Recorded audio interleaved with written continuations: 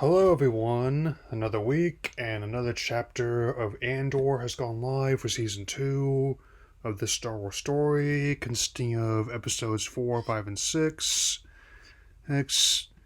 which are entitled Ever Been to Gorman, I Have Friends Everywhere, and What a Festive Evening.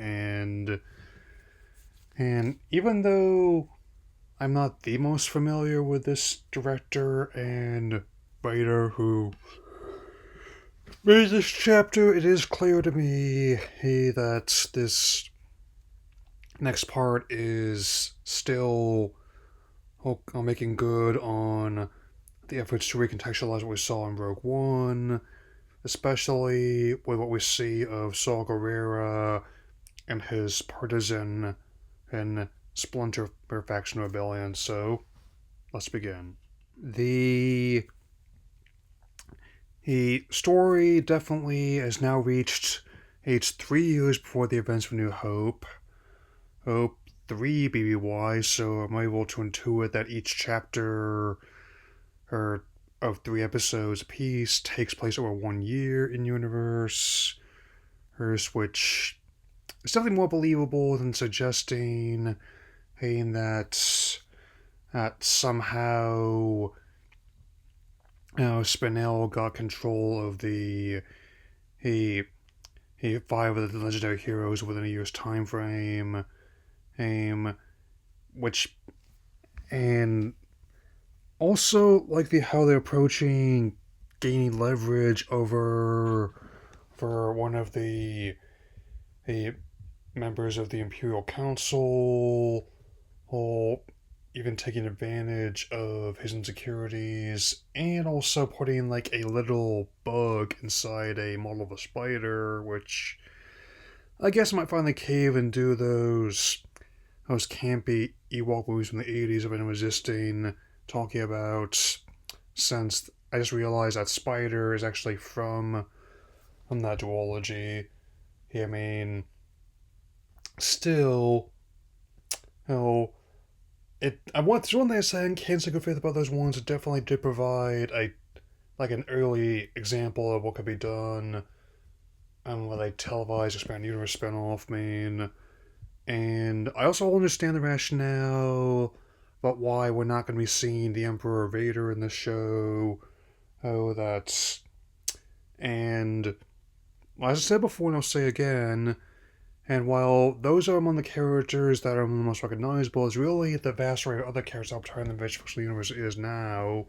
Oh, I'm also enjoying how these episodes are finding a way to remix mixed material from years past in unique ways. There's this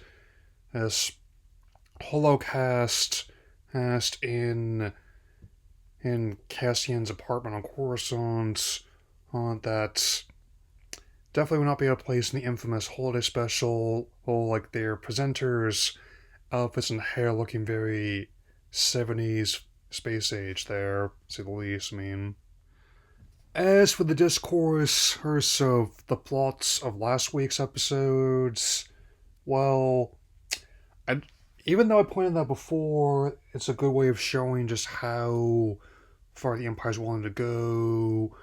Oh, and that whether you're looking at it in universe or out of universe, that it's technically would be considered like a war crime there, where it was done Harvest, and even with certain people's the way they framed it, I'd say the debate about what is or isn't feasible to have in the saga is worth having. So I definitely encourage everyone to keep debating this, but let's just try and keep things civil the best we can here. I mean, definitely another one that shows how despite some people claim just claiming otherwise, I do need to have the attention span and for like a 3 episode story arc, which is basically like a movie that's over 2 hours long.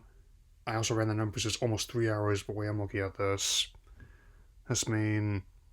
someone who one else probably wouldn't have the attention span for a fraction of that.